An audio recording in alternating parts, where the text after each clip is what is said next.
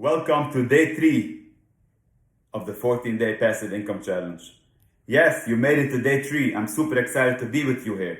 We're still in the attract section of the ALM Passive Income model, which stands for attract, leverage, manage.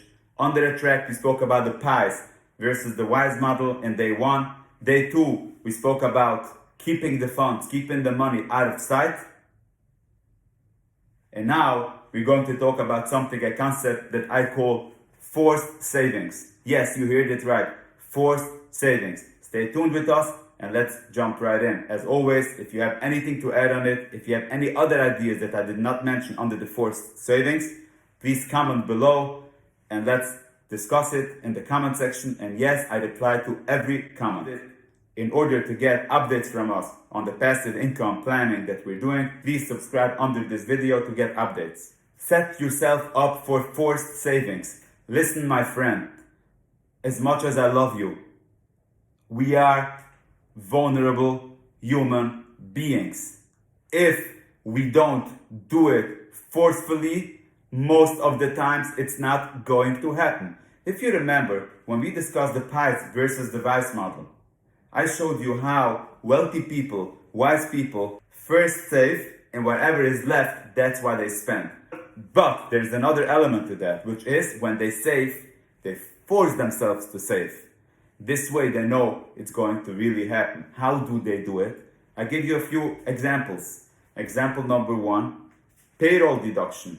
They make sure when they get a payroll, the payroll company deducts and drafts from their payroll the amount of savings that they want to do. This way, they know it's forced because they don't even get the money. They don't have to make the decision, yes or no, to spend it or not to spend it. It's before the expenses because they can only spend whatever is left in their payroll. If they already saved it, they cannot do that. A typical example of that is 401k. Now, I'm not suggesting you do a 401k or you don't do a 401k, but this is an example of something that's saved before you even see the money. Another example could be bank account draft. So whatever savings program you set up, it could be another savings account in another bank where you have that bank draft every month. Just draft that amount. And what I want to get at is, in order for you to stop that, you have to make a phone call. You have to send an email. You have to do something. You have to understand our weaknesses. When we understand our weaknesses, we understand that we're so vulnerable and the tiniest thing that can come up will make us think like, I think this month will skip. And before you know it, your whole savings program fell apart. But if you put a lot of roadblocks on the way for you to be able to stop that, then it's not going to go so fast. Okay? And if you know yourself that these roadblocks are not enough, add even more roadblocks. Another example could be overfunded life insurance, where you have the insurance company draft from your account every month. IRAs. Another very interesting way that I saw many people do, which again, if you feel that that's the only way that this is going to happen, maybe this is something you should consider. They take out a loan, maybe from a gemach or from a bank, and they make monthly repayments because they know the monthly repayments I have to make every month. There's no other way around it. They're going to run after me. They're going to make sure I pay it. Otherwise, they're going to ruin my credit. They're going to take it in collection, whatever it is. And this way, they know they take a lump sum, they put it somewhere, they invest it somewhere, and then they make monthly repayments. Whatever way works for you. If passive income planning is important for you, you'll find a way. But successful people, wise people, typical wise people, I'm not talking about exceptions, they will force themselves to do it. And now let me tell you one more thing. If you remember, earlier, I believe it was in day 1, I told you that I did budgeting for many people. Actually, it was a few hundred people probably that I did budgeting for, only to find out that the budget fell apart. And after 6 months or so, 6 to 12 months, we had to redo the budget as if redoing the budget will change something. And it's not going to change anything for the long term until they're going to find another big expense.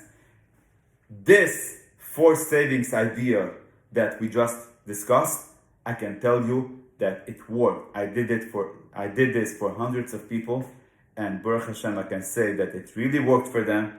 And the end of the day, they saw themselves having beautiful, nice savings programs that they could continue planning for the passive income journey with something they have that they attracted the money just by incorporating these few ideas. And while we're on this subject, I just want to mention one other thing. I believe there's a big challenge of people declaring themselves wealthy just because they earn a nice living, as if they're assured and they're guaranteed that it's going to go on forever. I want you to be aware. I want you to open your mind and let something sink into you. In my books, at least in the passive income planning world that I am in, I'm not considering anybody wealthy before they have more passive income than they have expenses with. So I would encourage you, make a cheshbon hanefesh, take a hard look at your situation. You make nice money, Baruch Hashem, you have a beautiful income, okay, don't declare yourself wealthy. Don't declare yourself balbatish. Understand that life is ahead of you and you don't know what life has in store for you, and just live on a calculated budget and save aggressively whatever you can for your passive income plan. And only when you have more passive income than expenses, only then you can start living off your passive income, and then your entire monthly income from the business can go to increase your passive income even more, which we'll talk about later in the challenge. And then you can maybe opt in for a better lifestyle and more luxuries that you couldn't afford before. Thank you so much for being with me here. If you have any other ideas about forced savings that you did, or you know others did, or you think it's something worth discussing, please comment below. And yes, I read and reply to every comment. And to get all updates from us on the passive income journey, please subscribe to the channel below this video. Looking forward being with you on this exciting journey.